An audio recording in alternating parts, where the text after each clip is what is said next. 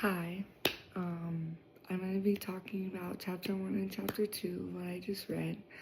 I have my retainers in, so sorry if I have a lisp. But,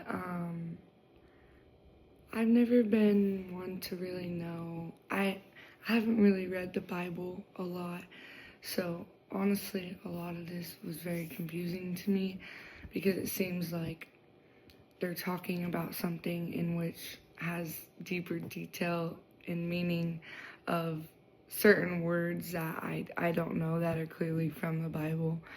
Uh, but just from chapter 1, honestly, all the chapters, I just think it's really interesting, like, that he is talking to this very smart man, Blomberg, about literally all the questions he basically has about Jesus.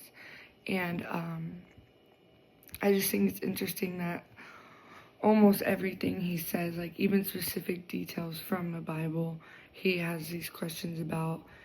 Blomberg immediately knows how to answer them.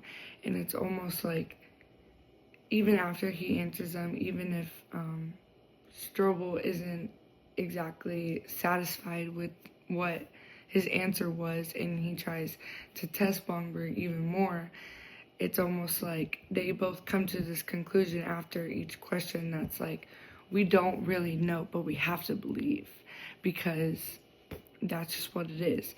And specifically in chapter 2, I wanted to go over, let me see if I can get to it, how he asked these 15 questions, and one of the questions that, or the test that really intrigued me was the ability test, which was like how the material about Jesus's life and teachings were so well preserved for 30 years. And I didn't know that basically these whole, before it was written down, like for these 30 years before it was written down, that these people, I don't know what to call them, these people back in the day were so intelligent that instead of like playing telephone and it getting passed down and misconstrued over years of people talking about Jesus, that they made sure that everything was told correctly through each person and that they would repetitively go over things that they needed to know throughout all these years. Like, and I think it's really unique that this was all done by word of mouth before they even wrote stuff down. And that, like, in, like, I couldn't even imagine, like, back then, like, how different it was that this amazing thing was happening and people were trying to wrap their heads around it, and all they had was to talk about it, and they couldn't test what was happening. They didn't know what was really happening. They just saw what was happening, and they have to pass that along for many years and convince people. I couldn't even imagine trying to convince somebody what I was seeing, like if I was in that position back in the day.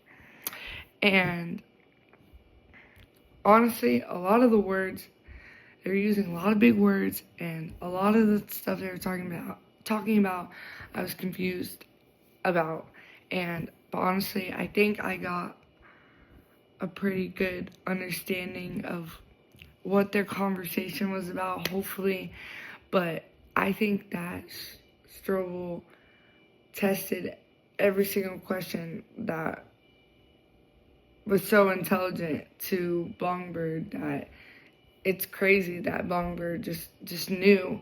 And I'm almost thinking, like, how is Blomberg so intelligent and so quick on his answers, and he just knows everything.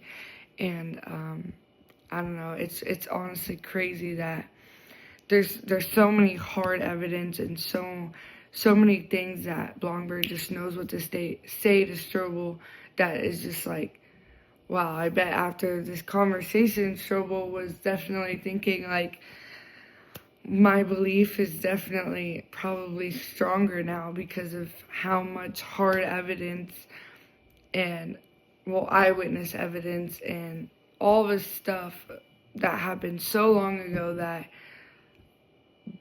like, Strobel is just like, wow, this actually probably did happen, and it's really hard to not believe it didn't happen because of what he interviewed with Blomberg. Yeah, and I think that's all I got.